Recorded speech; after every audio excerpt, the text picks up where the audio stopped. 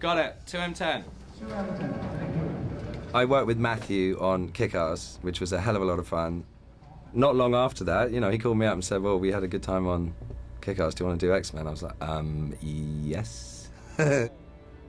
He loves hanging out in studios. He loves musicians. He'll come in, he's just been listening to, I got this track 11 off this score is cool, but it's not as cool as like track 6 off this other one that I really like. He's inside the music camp psychologically, which is great. The trick about this film is I wanted to recreate the world of the 60s, but I didn't want to go so alien to kids when it just feels like a period drama, so I tried to make it as modern and as old as possible, and it's a bloody hard balancing act. Funnily enough, God rest his soul, we had quite a lot of chat about John Barry.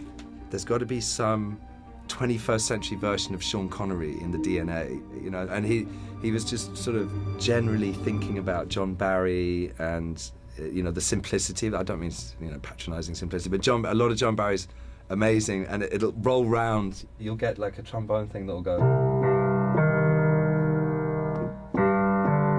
and it'll do that, you know, for about a minute and a half.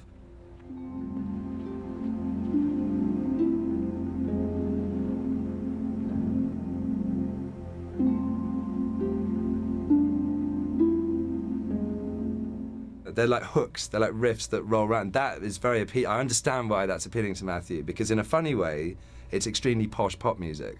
It's not suddenly having some key change and going like, you know, and wandering off into all sorts of virtuosic, showy, you know, what Matthew would call meaningless film music.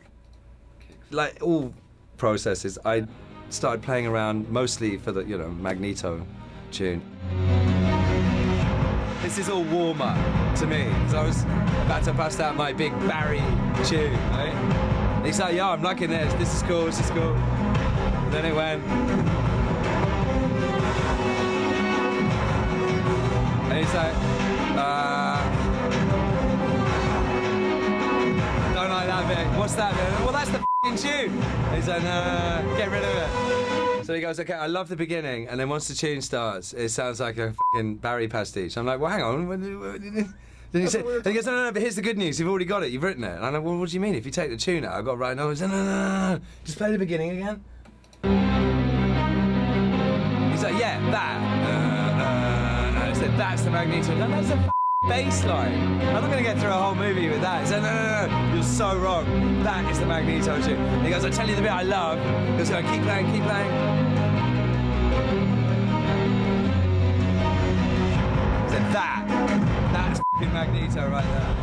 And he was like ahead of me because I'd like written that tune. I'm like, I don't know, man. That's a bass line. I mean, you can't go ga-gung, ga-gung, ga-gung, ga-gung. I mean, that's, you know, it's all down here for a start. You know, what about you? You don't need a f***ing tune. He's angry.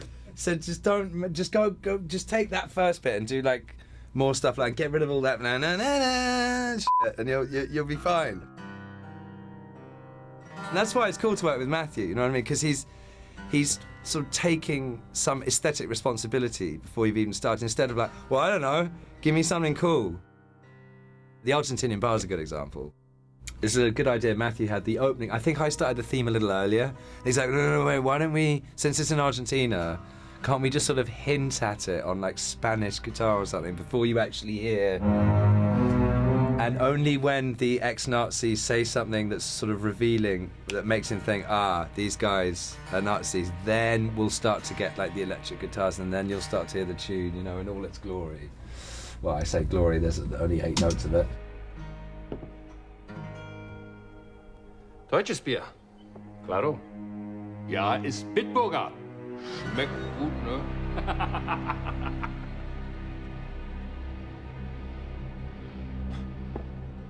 Das Beste. Right, so everything up till there, you know, so we've got the Spanish guitar, you know, and it's all in this, it's using the chords. You'll hear these 2 chords, but we haven't yet heard, because it, you know, it's very expositional. He's just showing up to a bar, he's having a beer. Now we're off. You get the tune. Och, das Klima. Ich bin Schweinebauer. Schneider.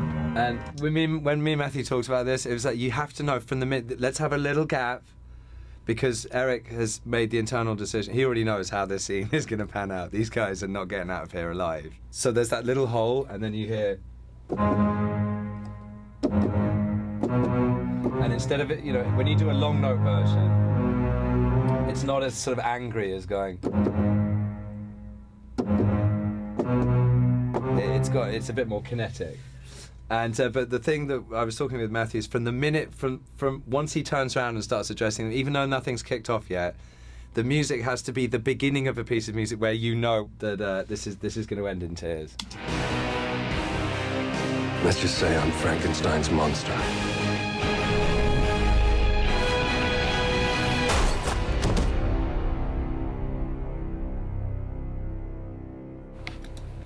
And that's how that came into being. Oh, I definitely want to explore the characters further. We have such a great cast that, you know, I want to work with them again. And there is a long way to take them. We're starting in the early 60s, we can go into the 70s. We haven't really started the school yet.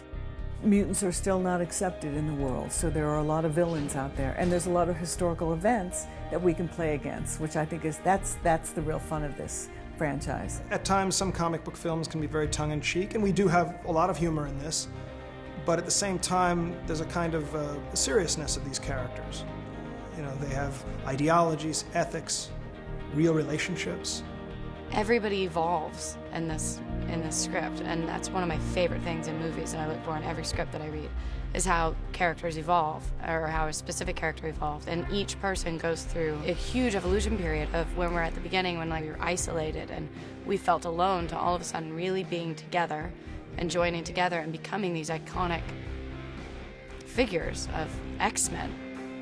You know, it's sort of character introspective study, you know, in a weird way, where all these guys sort of originated from. You know, there's vulnerability there, unsurety, you know, we're not really sure how to go about sort of channeling these powers. It is the origin of these characters, but it is also the origin of this struggle. It is the origin of the political, philosophical debate between, do we trust humans?